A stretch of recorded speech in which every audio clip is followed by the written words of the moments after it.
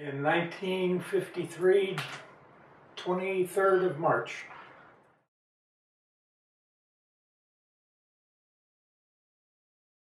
Because the war was on. Was the war? I wasn't guaranteed to go to college without being yanked out.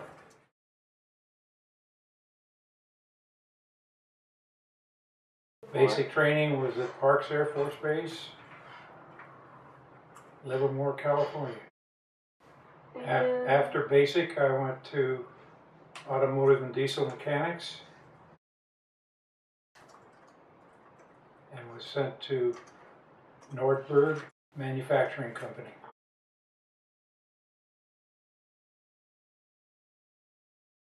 This is Kadena.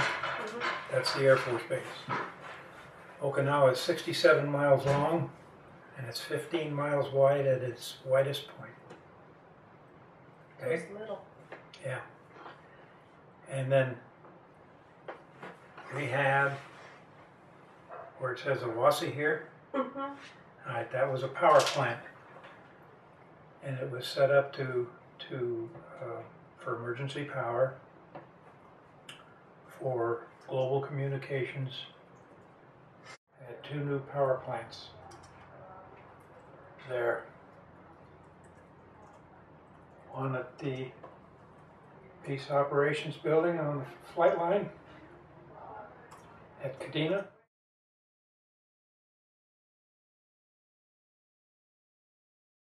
Now these are the engines, the big engines that I was telling you that was at base operations. We also had this. There was 3 of them here, and there was 4 of them down at the transmitter site. Big. You walked up on them.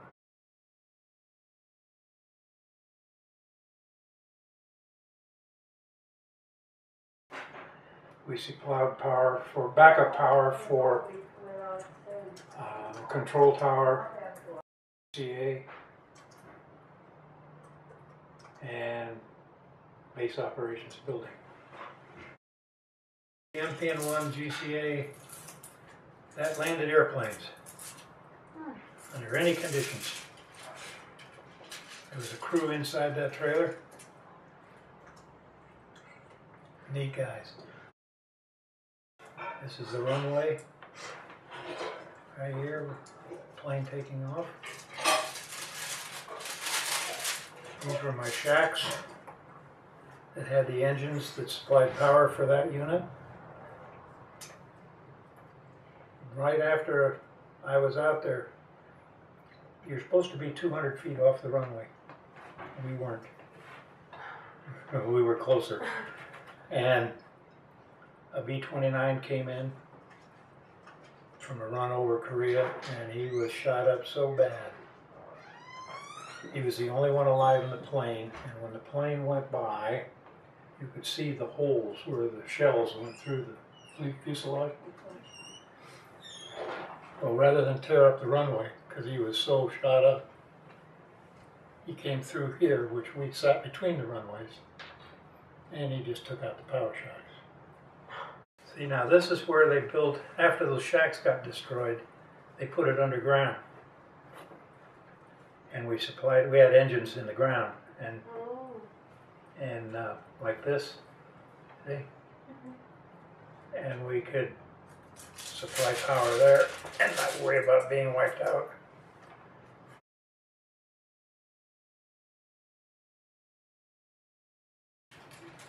They were mostly Japanese. There's very few Okinawans left, pure. The Japanese were very bad to the Okinawans. During the war, they would rape them. They would do everything, and a lot of them jumped off cliffs. There was a cliff there that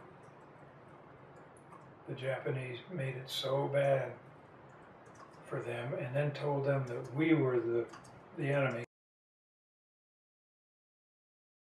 And when we came, it was totally different. We gave them food, we took care of them, we did everything right.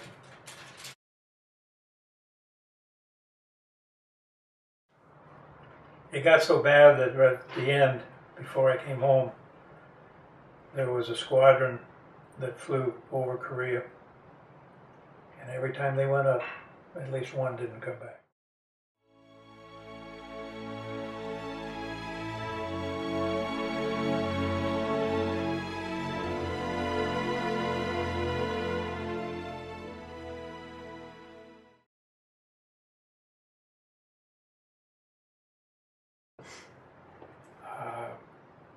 There were a lot of married men over there that got Dear John letters, and it just totally break them up.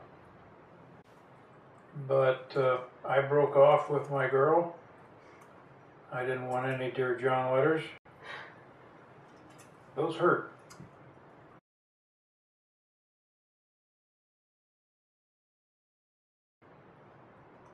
I had tried to make fun out of everything, even doing KP.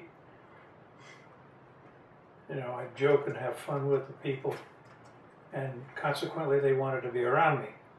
So I got the good jobs. A lot of times I was on the line dishing out food. Easy. No cleanup, no nothing. I didn't have to worry about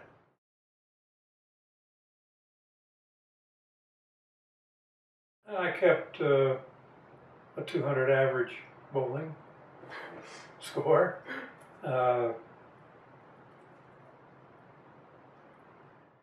That's when I was running track over there. This was taken at right here at Ishikawa Beach. That's where I did all my swimming, right in there.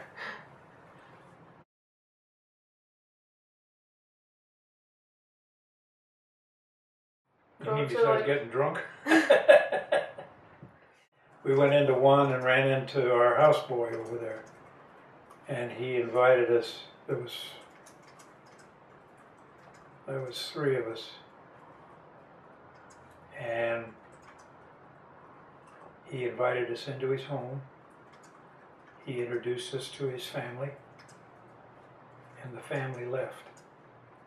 They went into another part of the house. And we never saw him again. And the houseboy was the one who entertained us. We had plenty of sake. In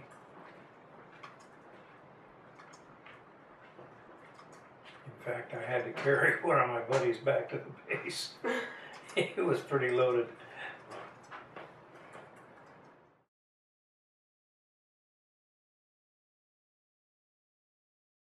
I didn't mind it.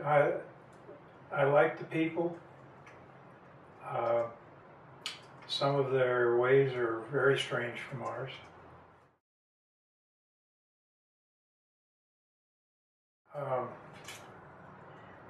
The service is all attitude. If you've got a good attitude and you're upbeat, it's not a problem. Those that took it hard were those that everything was wrong, everything was negative, and they couldn't handle it.